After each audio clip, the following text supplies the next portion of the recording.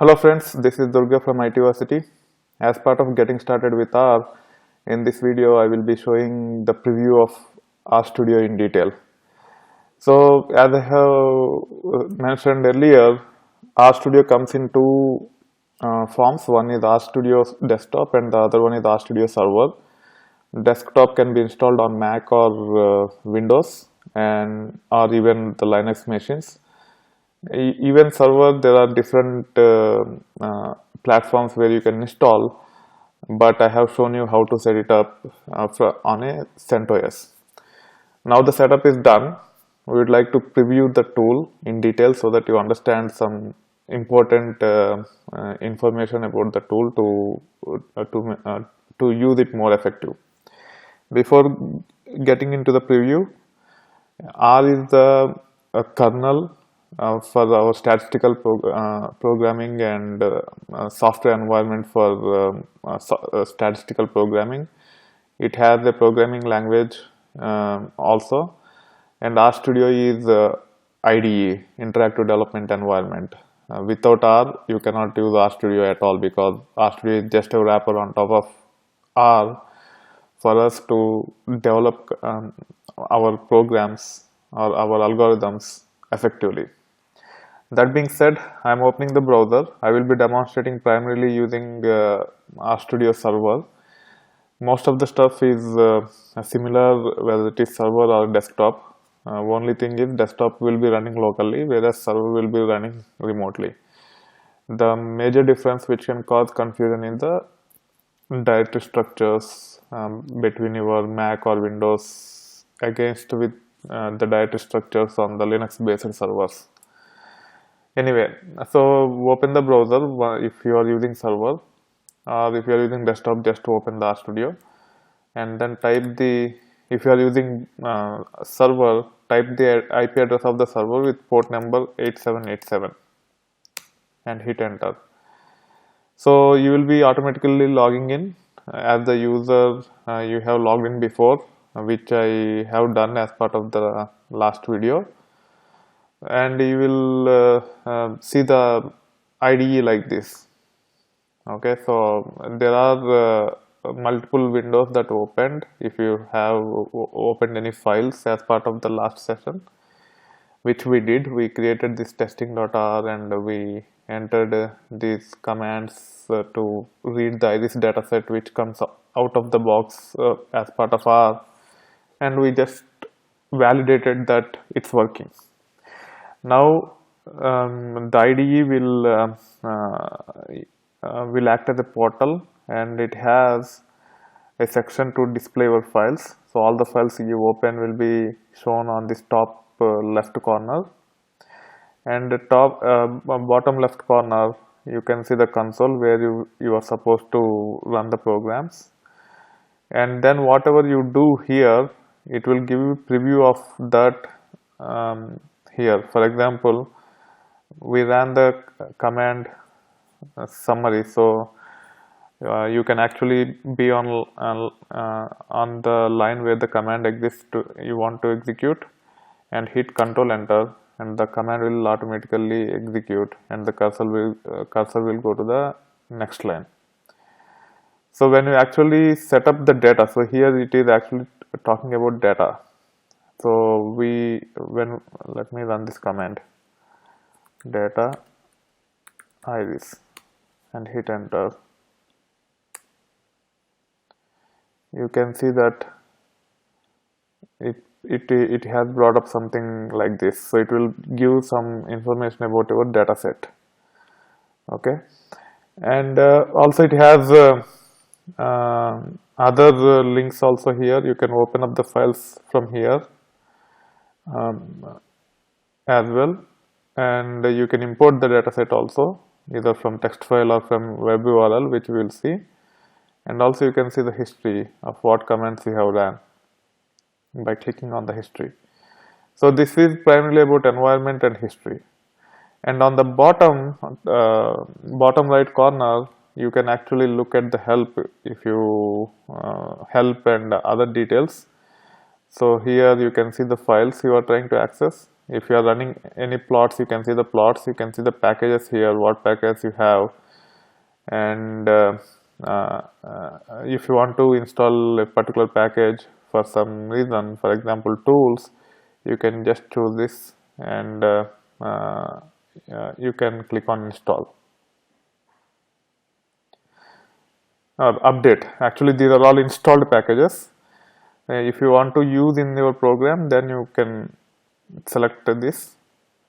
And if you want to install new packages, you just have to click on this, and as we are trying to install for the first time, it will show this pop-up. We will come back to this in a moment. But if you want to update any existing packages, you just have to choose that package. For example, all these packages which we are trying to use, if we want to update, you can just click on update, and if there's anything that needs to be updated, it will be updated automatically. And then help. So help shows whatever you want to see in the form of help. You can find a topic here, sorry, not here. So you can search whatever you want by looking at here. So nrow is the function which will give number of records on a data set, and it will give the details on help here. And then you can also see and call.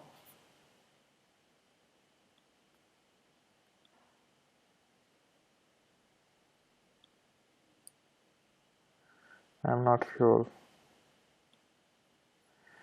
but if you want to see the help, you can also type the command here saying help, and give the command function which you want to look the help for. And this also gives the preview of different options the help function takes. I will not go into the details right now, and if you hit enter,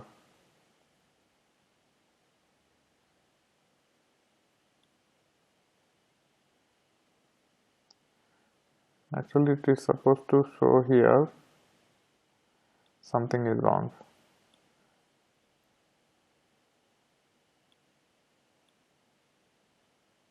Okay, so nrow and ncall are related, that's why it is not changing.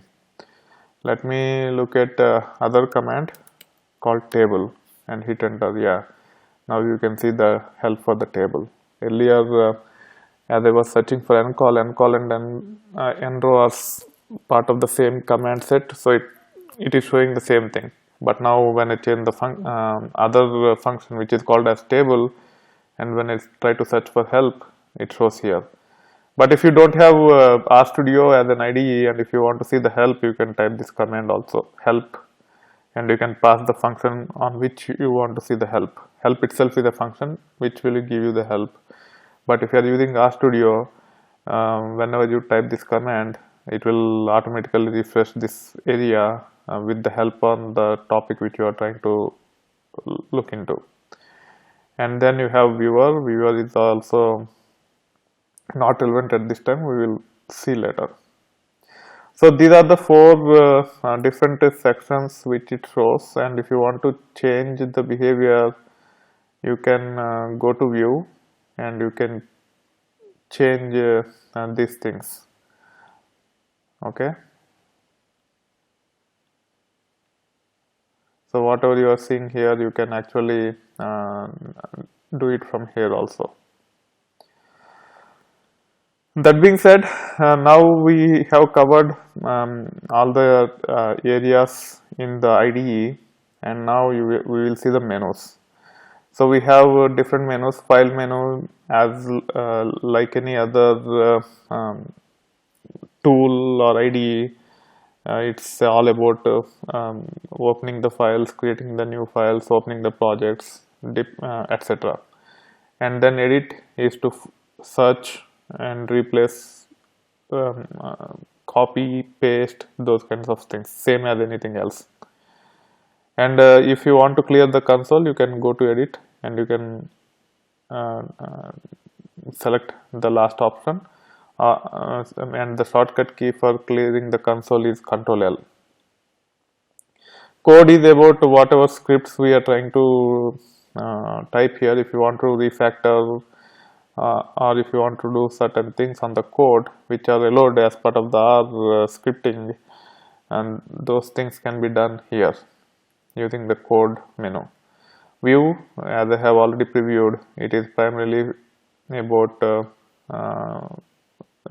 behavior of viewing the IDE. Plots, we will get back to this later. It's means most of the area which we will be focusing when it comes to R is about plots after the scripting or after the programming using R. And the session, it's about this session. If you want to terminate R, you can terminate, you can restart, you can load a workspace, you can save workspace. Workspace means all these things, whatever you have here will be saved as one workspace, and you can open it up whenever you want later. Set working directory is the default directory which you want to open when you bring up RStudio for your user. In our case, it's our home directory in Linux server, which is /home/dgadiraju, using which I have logged in. So if I go to the console, so I have the user dgadiraju. So if I sudo su dgadiraju, that is the R server user, and this is my home directory at the OS, and that will be my default working directory. But if I want to change it, I can change it using this choose working directory, and from next time that will become my working directory whenever I try to log in. That is about session. And build is about config build tools. That is not that important at this time. Debug is when you actually develop a large script. If you want to troubleshoot the issue, you can use the debug mode, and you can see the values as we proceed. We will see that as part of probably in the detailed course, but as part of the getting started, I will not getting into too many details about debugging. And then one of the most important menu which we will use as part of this getting started programming is tools. It has importing the dataset. You can import from a text file which is local on the server, not on your PC if you are using R server. R desktop is it's all about your PC, so you can actually copy from your PC. And if you want to download data from web URL and import it into the server, you can use this from web URL option. Okay, so let's try doing that. So let's choose import dataset from web URL, and we will take a public dataset. Finance.yahoo.com is which will give the details about the finance industry. And let's say you want to see how the stocks are performing, like how Bank of America stock is performing historically. Yahoo Finance will provide the historical prices, and you can go here and you can go to the data set, and at the bottom there is a download to spreadsheet link. So most of the links that are available in the public websites, you can right click on this and you can actually do copy link location. Okay, and using that link location which is copied, you can go to your RStudio, import from web URL, and you can paste it there. Okay, and you can review the link. So it's from Yahoo Finance for Bank of America, and rest of the URL is generated by the copy link location. Then click OK. Now it is downloading the data. It is connecting to the Yahoo Finance repository, and it has downloaded the data. Okay, and now you can change the name. Let's name it as BSC. You have to give the name to this dataset. We are only importing, we are not saving this dataset. Okay, and if you want to change certain things, for example, by default it assumed that comma is the separator. But if for your data set, if the separator is something else, then you have to choose this and you have to change it. But in our case, comma is the separator and this is the header. If you want to ignore the heading, you have to choose no, but we don't want to ignore the heading. It has the valid heading here. Sometimes the dataset might not have the heading, so say yes here. And decimals will be stored with period. Double quote, if you want to use double quote for the quotes, you can leave it, otherwise you can change it. Okay, and null strings means if there are no values, if it is represented by NA, then you can say it here, but in some cases it might be represented as NULL or something else. So you can change all that behavior of your dataset. So you have to understand your dataset and make these cosmetic changes if it is needed, and then you can say import. Automatically the file will be means the dataset will be shown here, and if you want, you can actually save this file, I think. So automatically the file is saved to this location /tmp blah blah blah. You can actually even go to the Linux server just to validate the location and do ls-ltr. So / is the root file system in Linux, and then tmp is the directory is supposed to be for temp files on which everyone in the server will have access to typically. And then this is the temporary subdirectory created by RStudio or R server, and you can see that whatever file is shown here is here. Okay, so whatever dataset we are seeing here is rendered from this, and if you want to save this dataset as a file, I think you can click on this file. Okay, you cannot save. Let me see, there should be a way to save. Okay, you cannot save the file. I think this is primarily for preview purpose. If you want to download this file, there is an alternative way also using the command prompt or console here, RStudio R console. So this is how you can actually download the data, and now you can actually assign it to a variable. So this is taken care automatically when we actually say import. Whatever name we have given in that section, it has created a variable by that name, in the R session, and then it has issued a function called read.csv, and it has assigned the location of the file to this function, and then data is read into this BSE, and because of this view command you are able to see it here. Okay, now if you close it, and now if you again type view BSE and hit enter, it will open up here. So this is representing the list which is created by the import dataset tool in the menu. Okay, and if you want to install the packages, you can install here. You can by clicking in this. So when we do it first time, it will ask you to choose the repository. It will prompt you that there will be a personal library that will be created for the user D Gadiraju. So if some other user tries to log in and for the first time, if he try to create or install packages, for him also it will prompt it the same way. So click on yes, and here you can tell what all packages you want to install for your user, and let's say what packages are there.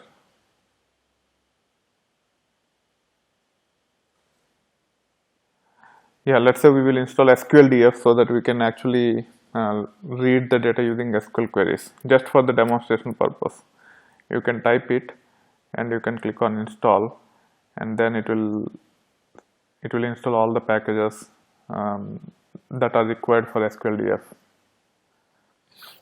all the components and the dependent components that are required for SQLDF. Once you have SQLDF, then only you can write SQL type of queries against the dataset to process. We will not be getting into those details at this time, but this is how you can actually install packages, and again you can actually check for package updates and the way we have done earlier. Version control is primarily for collaborated developing like SVN, etc., which we need not worry at this time for getting started. And the last important thing is shell. Okay, you can click on shell, and now instead of going to PuTTY or terminal or Cygwin, you can directly access your Linux based shell in your shell prompt. It's in the shell by clicking that shell option in the tools menu itself. So now you can actually type hostname here -f.